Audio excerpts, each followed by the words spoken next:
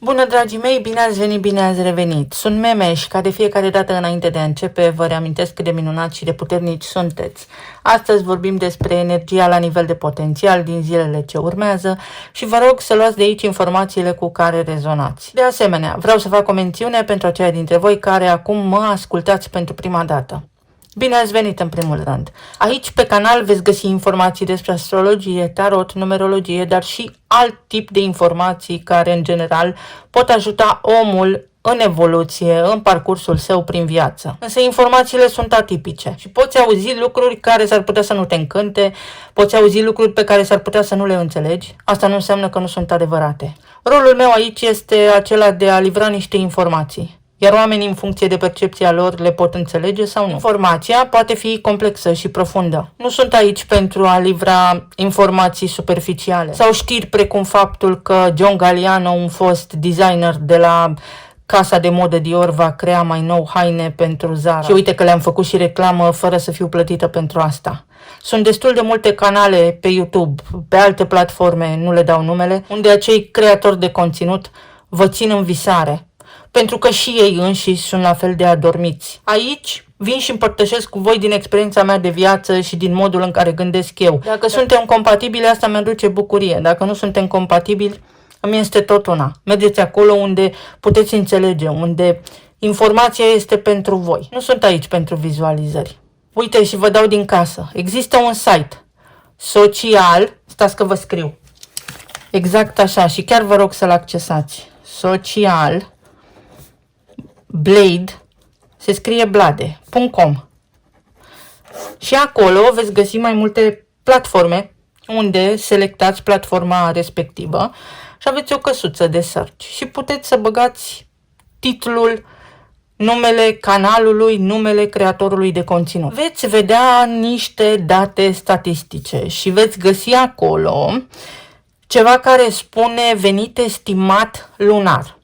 Adică venitul pe care îl încasează sau banii, ca să înțelegeți exact, banii pe care îi poate încasa un creator de conținut în luna respectivă, în funcție de trendul din lunile anterioare.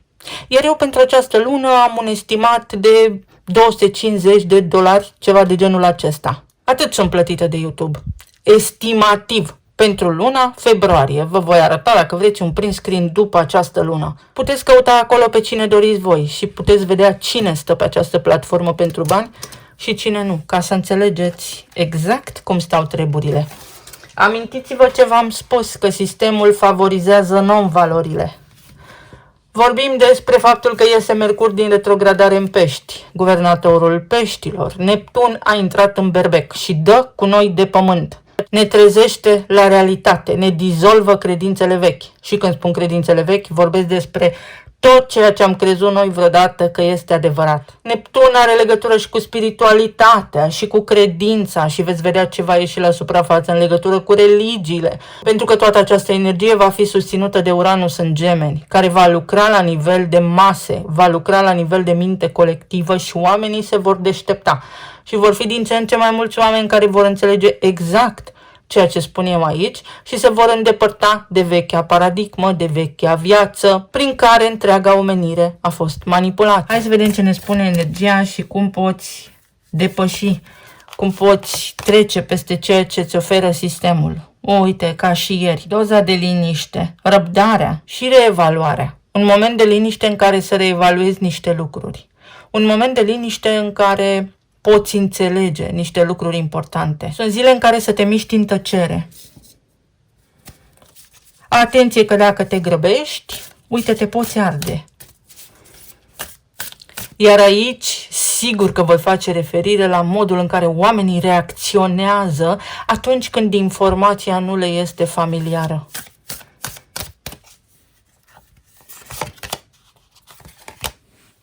Iarna. Pare că vine iarna înapoi și am spus ieri că fenomenele acestea meteorologice nu sunt naturale. Deci am crede noi că lumea, da, designul, tiparul, șablonul inițial ar fi avut îngheț, avalanșe, tornade, uragane și așa mai departe, pentru că toate acestea aduc după sine victime colaterale. Nu a fost așa creat șablonul original, în consecință, tot ceea ce vedem acum nu este original, nu este natural, este o consecință a unor lucruri, a unor virus, a unor erori de program care s-au produs anterior. O finalitate, reîncărcare și reflexie.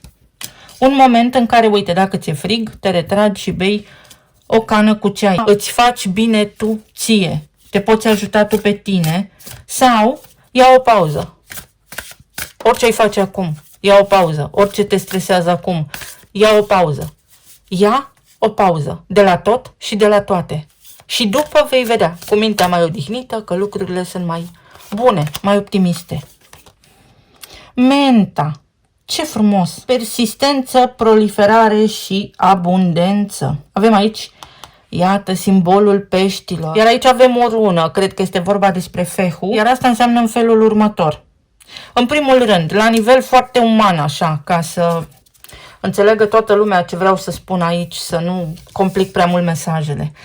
Dacă ai acum viroze, inflamații, răceli, vin din informație. Ești prins într-o informație, știri, vești, chestii de genul acesta care te-au afectat. Anulând acea informație din câmpul tău electromagnetic, te poți vindeca.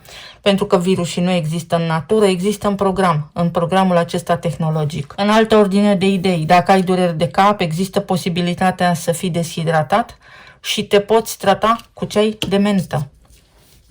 De asemenea, dacă există provocări la nivel de stomac, din nou, s-ar putea să fie ceva, indigestie, gaze, balonare. Vorbesc despre toate acestea pentru că sunt simptome pe care oamenii le pot resimți.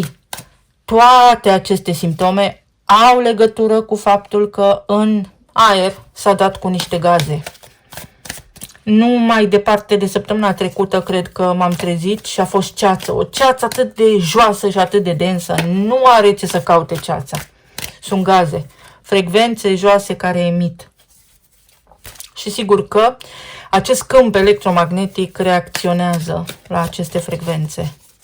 Gaze, impurități, calitatea aerului respirat este una critică. Pe zona de relații, plan material și emoțional. Pentru a înțelege lumea în care trăim, trebuie să începem să gândim. Să avem capacitatea de a discerne, să avem capacitatea de a înțelege și de a interpreta un text, o informație. Va exista multă manipulare cu Uranus în Gemeni. Război psihologic la propriu. Pe zona de relații, 8 de spade, regina de bâte, puterea și asul de cupe. Aici vorbim despre a lăsa deoparte frica și despre a înțelege că nu ai nimic de pierdut. În perioada următoare, fie că ai un cuplu, fie că ai o relație stabilă, fie că te-ai despărțit de cineva, mesajul este unul simplu, nu ai nimic de pierdut. Există viață și după sau există regenerare, există bucurie după această etapă pe care o traversezi acum. Atât de simplu. Poate fi vorba despre faptul că unii dintre voi s-ar putea să suspectați partenerii de viață că au alte preferințe, iar aceste suspiciuni s-ar putea să vină din cauza că voi aveți stima de sine scăzută. Pentru alții dintre voi este o etapă de înfrumusețare și la nivel de relație, dar și la nivel de corp fizic. Un moment bun, un moment prielnic pentru a aloca atenție și timp corpului fizic, înfățișarii voastre, pentru că asta vă ajută. Corpul este o mașină, așa cum am spus. Hai să-i spunem mașinărie. Foarte complexă, greu de înțeles. Un costum care pe vremuri era din siliciu, iar acum este de carbon. Un costum. Atât de avansată este tehnologia că noi nu putem înțelege exact despre ce este vorba. Sunt conștientă că eu vă spun și voi s-ar putea unii să nu înțelegeți nimic din ceea ce spun aici. Asta nu înseamnă că mesajul se schimbă. Vine timpul, vine momentul, sau poate nu și e ok. Mai este vorba despre faptul că cineva dă busna, te trezești dintr-o dată cu niște mesaje, te trezești dintr-o dată că după o perioadă cu dureri de cap și cu multă frică sau cu lipsă de comunicare, cineva începe să comunice. Sau te trezești că de fapt suspiciunile tale nu au fost reale, se întâmplă ceva care te face să te răzgândești. Uite, avem temperanța. O situație în oglindă, există reciprocitate. Dacă te supără cineva, fii atent că și tu faci ceva. Și tu acolo faci ceva, și tu superi acea persoană sau și tu ești cumva responsabil pentru ceea ce se întâmplă în acea relație. În momentul în care te vezi pe tine, înțelegi mai bine și dinamica dintre voi doi. În altă ordine de idei, este o perioadă bună de liniște. O perioadă în care poți scăpa de dureri de cap, o perioadă în care încetează niște discuții, niște temeri, niște frici, o perioadă mai calmă, sunt câteva zile mai liniștite. Aici avem spânzuratul și este bine așa. Pentru unii dintre voi este o certitudine sau aici mesajul poate fi unul și mai direct și mai complex. Nu acționa acum, rămâi pe loc, nu schimba. Nu încerca să te dai peste cap pentru că s-ar putea să te accidentezi, adică să fii victima propriilor tale dorințe, victima propriilor tale acțiuni. Și acesta poate fi un mesaj. Există aici o certitudine că cineva te iubește, dar situația în acest moment nu se poate schimba, nu poate căpăta altă formă și alt sens mai mult decât deja știi. Asta nu înseamnă că nu se pot schimba lucrurile, dar în acest moment prezent situația este așa. Așa cum o vezi, așa cum o înțelegi, așa cum o percepi. Apare o schimbare la momentul potrivit și tot ce ai tu de făcut acum este, cum ne spune energia, să ai un pic de răbdare, să fii calm. Maestrii sunt calmi, maestrii au răbdare, respiră adânc și ai răbdare. Anamcara, numărul 6 și semnul taurului. Din nou ne întoarcem la stima de sine și la cât crezi tu că meriți. Meriți iubire? Dacă tu crezi că meriți iubire, atunci în oglindă ți se va reflecta iubire venită de pretutindeni și de la toți. Afecțiune, prieten foarte bun. Pentru unii dintre voi poate fi aici cineva care are răbdare multă cu voi, un prieten foarte bun, care are și sentimente pentru voi, dar nu le dezvăluie. Din vari motive, din teama de a nu fi respins sau respinsă, spre exemplu. Pentru alții dintre voi s-ar putea ca relația să se fi transformat într-una de prietenie și să fie o relație de cuplu bazată pe respect, pe prietenie. Pentru alții dintre voi s-ar putea să fie o conexiune mai importantă, mai complexă, mai complicată, despre care vorbim aici, care nu s-a schimbat. Uite, se va întâmpla în curând. Sunt niște date care... sau niște evenimente care sunt în plină desfășurare și de îndată ce toate piesele se așează în puzzle, veți înțelege și voi niște lucruri. Avem și aici numărul 6 și aici numărul 6. Arcana îndrăgostiții. Situația va căpăta în curând o altă formă și un alt sens. Dar pentru ca nimic să nu se destabilizeze acum, important este să aveți răbdare și dacă vreți să acționați, să o faceți înțelept, precum un maestru. Pe zona planului material. Nu vorbim doar despre situații de genul m-am despărțit, ai despărțit. Orice se întâmplă în casa voastră, în relația voastră, în familia voastră. Mesajul este, ai puțină răbdare, se rezolvă. Aici avem ca și ieri, uite, se repetă anumite mesaje, asul de spade, asul de monede, împăratul și pajul de spade. Unul dintre mesajele pe care le văd aici, stai liniștit, nu te dă nimeni afară.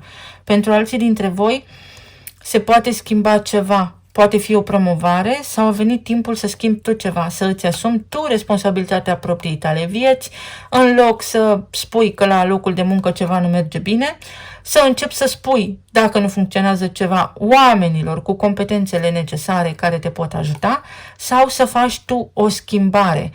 Poate fi un câștig, poate fi un drept, poate fi aici o relație cu un șef, poate fi faptul că un șef pleacă de la locul de muncă, se înlocuiește șeful, managerul și asta ție ți-aduce liniște, poți fi tu promovat, poți încasa niște bani, reușești ceva și te liniștești. Și la nivel de plan financiar sunt zile cu liniște. Sau ai în sfârșit de lucru, nu ești amenințat. Încep banii să vină către tine. Banii sunt energie masculină. Unul dintre motivele pentru care oamenii în general nu au bani este acela că sistemul lor nervos nu este reglat, iar corpul nu poate face față energiei banilor.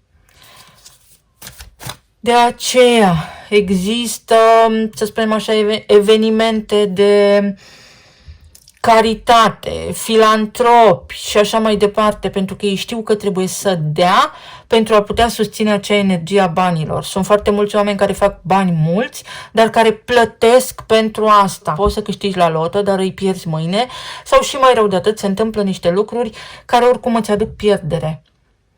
Pas cu pas, prin a fi bine, prin a fi tu puternic, cu stimă de sine ridicată, cu încredere multă, poți susține energia banilor.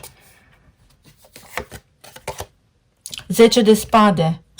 Se termină cu o ceartă, se termină cu o luptă, vei scăpa de niște incertitudini. Îți poți, uite, aici avem simbolul peștilor, îți poți reveni financiar. Chiar dacă nu vezi cum, în curând se rezolvă. Și moartea.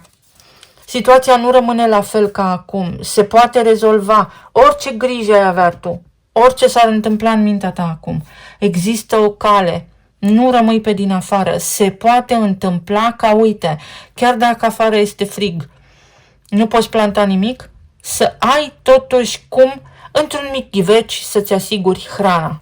Nu există nu pot, există nu vreau.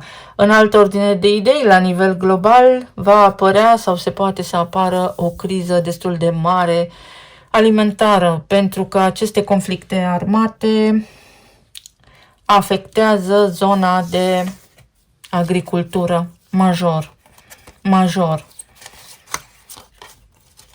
La nivel emoțional, 4 de monede, pajul de cupe, pajul de spade și 2 de bâte. Acum că știi ce decizie iei. Poate fi vorba despre faptul că există aici nerăbdarea de a afla niște lucruri. Nu te grăbi să iei o hotărâre acum. Mai așteaptă puțin, pentru că s-ar putea să fii nervos sau s-ar putea să fie o decizie luată într-un moment de energie joasă, de supărare și ulterior să regreți asta. Pentru alții dintre voi poate fi un plan de vacanță cu ai voștri copii, poate fi entuziasm foarte mult, poate fi faptul că ceva se confirmă, primiți o confirmare. Aș vrea să se întâmple niște lucruri. Aici există nerăbdare, iar energia spune calm. Se întâmplă. Răbdarea este o virtute.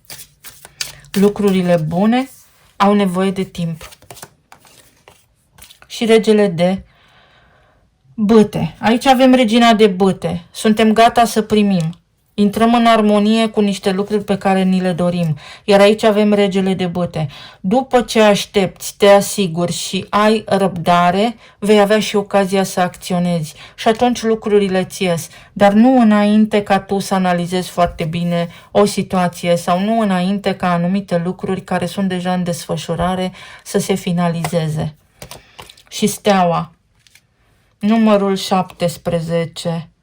17 este suma pentru 89 de pe șirul lui Fibonacci. Un pas înainte, ceva ce este rigid, o structură veche se dărâmă și apoi lucrurile avansează. Fie că vorbim despre cineva la care te gândești, dar care este într-o altă relație. Dacă omul respectiv are un destin cu tine, în codul vostru de viață este scris să fiți împreună, sunteți împreună, însă pentru tine nu este bine să fiți împreună în 3, ci împreună în 2.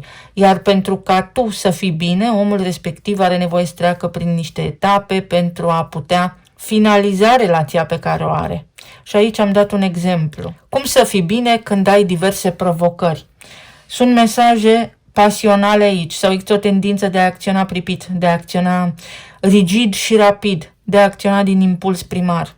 Iar energia ne spune cu răbdarea trecem marea. Această vrăbiuță sau această pasăre va trezi natura la viață și natura va înflori și vremurile vor fi mai bune pentru tine sau situația se va îmbunătăți pentru tine. Avem aici acest nectar, nectarul zeilor, nectarul, vindecarea, situația se îmbunătățește încet, încet. Încă nu a venit timpul pentru că se întâmplă niște lucruri care nu depind de tine. Talismanele.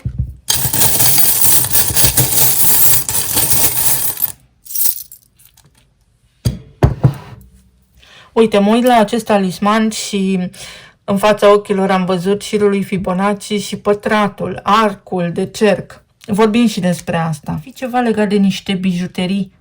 Bijuteriile reprezintă și o chestie legată de statut, Ori vorbim despre statutul tău din relație, ori despre un statut, despre locul de muncă, ori despre cum te simți tu acum. Ai niște dubii. Vei afla tot ceea ce trebuie să afli. Aici vorbim despre rădăcini. Te poți muta.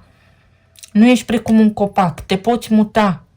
Ai puțină răbdare că se încheie de la sine o situație fără ca tu să intervii. Și apoi vei putea acționa, dar pe curat. Avem aici balanța. Îți revii. Vă reveniți. Își revine. Ceva își revine. Cineva își revine. Trăiește în momentul prezent. Lasă trecutul pentru că altfel te dai peste cap. Îți dai peste cap sistemul nervos. Îl avem pe Marte aici.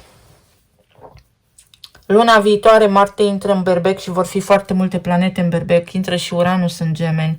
Ceva complex se întâmplă și se poate întâmpla. Dar acum cât Marte este în Pești, concentrează-te pe ceea ce este frumos. Plus că Marte în Pești mai spune un lucru și îl vom judeca cum este el organic în astrologie. Casa a 12 aparține Peștilor și Pești înseamnă izolare. Nu prea poți să acționezi acum, trăiește în momentul prezent, fă ceea ce poți acum din aproape în aproape și vei vedea că ajungi acolo unde îți dorești.